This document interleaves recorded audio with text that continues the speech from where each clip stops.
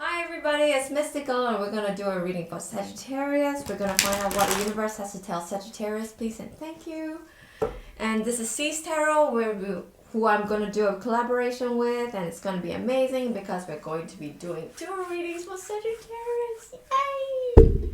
And we're part of this amazing group on Facebook called Free Tarot Readings for All, where you can get your questions answered. There's only about 54 people in total in this group. So please do join and ask your questions. And with that said, if we're ready, let us begin. So Sagittarius, please and thank you, dear universe. What do you have to tell us? Please and thank you. Please and thank you. Okay, the first card here, we've got the World. So there's accomplishment, there's success, there's some kind of completion. You've completed some kind of karmic cycle and there's another cycle beginning. So there's synthesis, there's perfection, recognition, and mastery. You've just done something and you're really proud of it.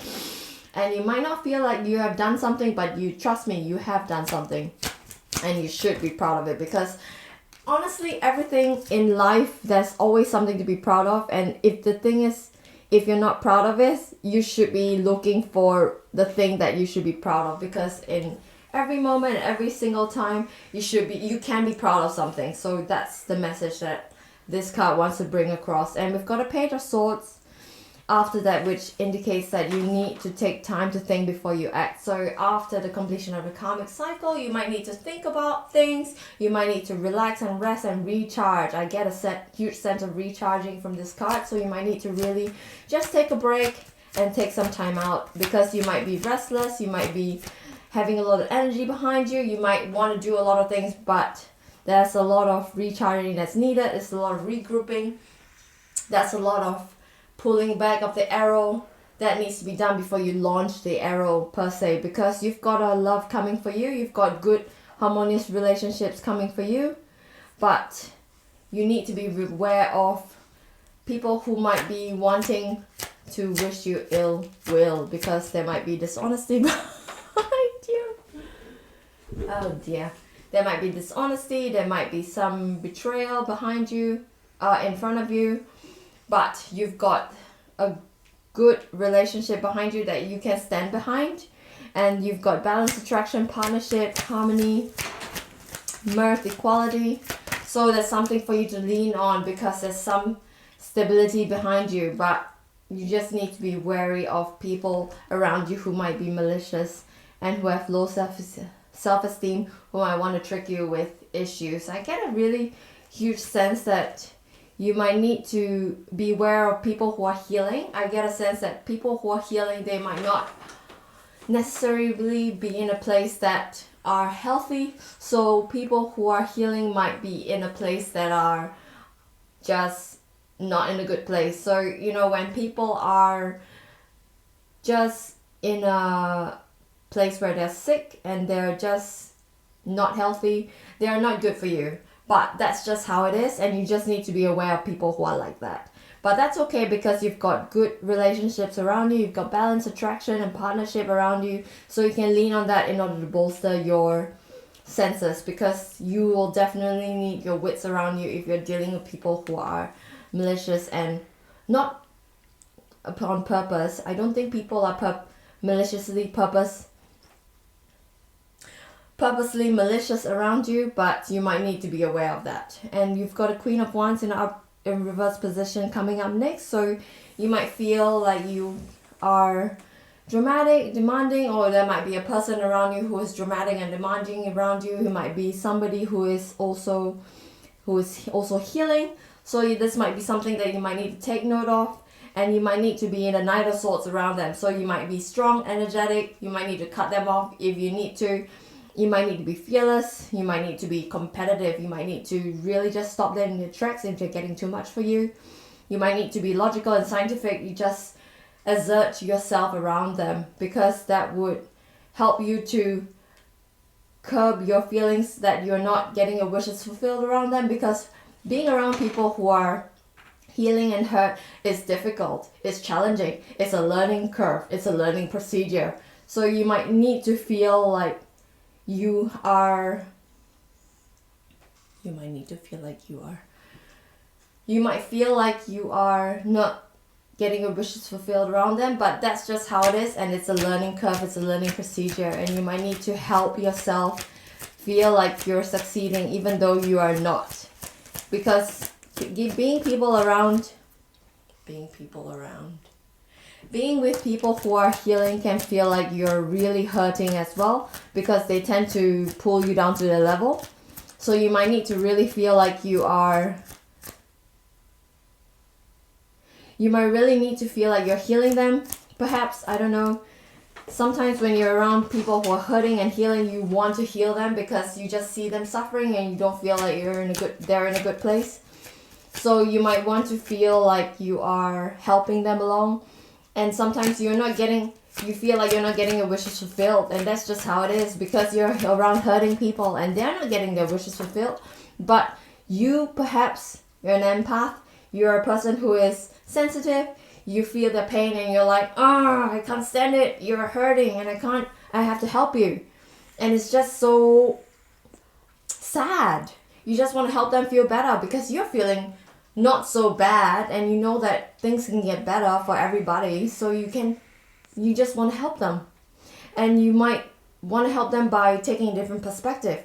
That's what you do by helping them. You take a different perspective, you take on their perspective, and you see how they're feeling, see how they're performing, you see what they're doing, and you're like, okay, I can do it a different way. I can help you by showing you a different way of feeling and showing you a different way of being. And you can show them a different way of being by showing them love, what self-love is. You can show them a different way of being by showing them what love can feel like, what love can heal, what love can change in your life, really. Because with unconditional love is where we come from. It's where we go when we pass on. It's what life is made of. This is unconditional love. And if you can show them unconditional love, you can show them new feelings, new friendship, beauty, opulence even, pleasure and self-love.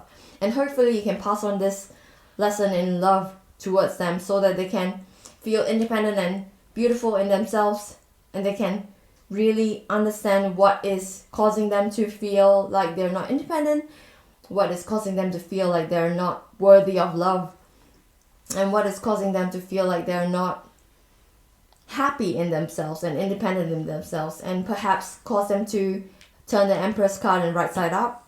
Because people who are healing, who are injured, and who are wounded warriors, this is a wounded warrior, the Nine of Wands in an upright position. This is a wounded warrior. They're wounded warriors. They have been through a lot. They have been through a lot of trauma. They've been through a lot of turmoil. They've been through a lot of pain. And that's why they need to heal. And you might need to be helping them by being the person who is logical, wise, precise, articulate, and bringing logic to a situation, because that is what can help bring them out of their stuck situation. Because they need a lot of logic, they need a lot of analysis, they need a lot of planning in their situation in order to bring them out of the turmoil that they're in. And that's a reading, my dears. That's a reading, my dear Sagittarius.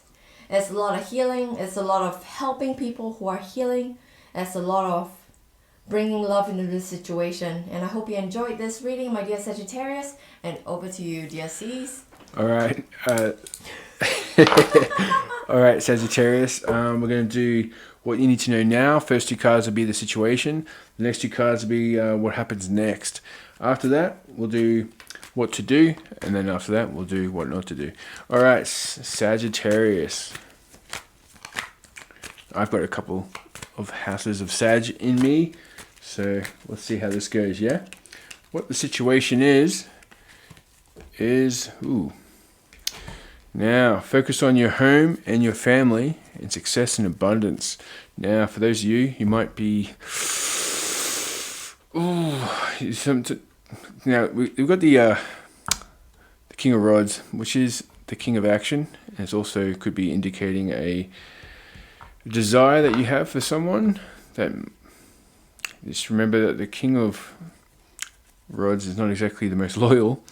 So we've got a visionary, we've got success, we've got swift. It's swift success. It's very fast. It's passion. You know what I mean? So just be careful when it comes to your family. When it comes to this King of Rods, what is next on the cards? There's a union here. Could be with this King of Rods. It's also, it could be, it doesn't have to be a relationship. It could be a friendship or a partnership when it comes to workforce. So what have we got here? Yeah, it's going to bring tension. This situation here is going to bring tension, and turbulence, anxiety. All right. So what what you should do? Oh dear, this is going to lead to some sort of a betrayal here, guys. No, I'm just saying, Sag. If you've got, it could be either indicating a fire sign, but it could also be indicating someone who's quite attractive. This is what the rods are. It's passion. It's lust, right? It's going to lead to some sort of possibly like temporary success. And what you got to remember, you can't go for stability from the King of Rods. The King of Rods is someone who chases after anything. You see, he's on his chair, ready to chase anything. Oh, that chick's really hot. I'm going to chase after her. Yeah. So don't screw your family up for the King of Rods. Like, because, yeah, you might get some sort of satisfaction here, but it's going to lead to turbulence and ruins. All right, I'm not trying to pick on you here, because, yeah, it's going to be, was this worth it in the end situation? What you shouldn't do, yeah, is go by your pride and riches. Go by your ego. You're like, hey, that guy likes me. I'm going to go chase this. Yeah, because you might be overcoming some sort of previous, like for those of you who just come out of a relationship and you're single, you might be chasing the King of Rods because it's, something to do, some sort of little bit of a fling. But just be careful. It's not leading you to anything stable. Let me just clarify. Yeah, it's going to lead to anxiety. So just be careful. Anxiety is going to keep you up at night. You got to remember, you got to use your logic and your power, your mind. It's going to stop you from getting into the situation. Now, let me just clarify, like, what star sign is this King of Rods here? Oh, well, it's the Ten of Cups in reverse. So I can just say that family card. You got the Queen. You're in a good position right here, and it's leading to dysfunction here. So you've got dissipation, pity, quietness, waste, arguments, disunity. Now, star sign would be Pisces, so maybe it's a Piscean. It could also be an Aquarius, right? Aquarius are pretty good at like doing stuff like that. They usually are one of the more selfish star signs. They unfulfilled hopes, disappointments, despair. So just be careful when it comes to your passions and your lust. Don't forget that lust is not as powerful as love. Love conquers all. All right, Sagittarius, thank you very much. Thank you for tuning in, Sagittarius. I hope you enjoyed it. If you did, please tune into the next sign.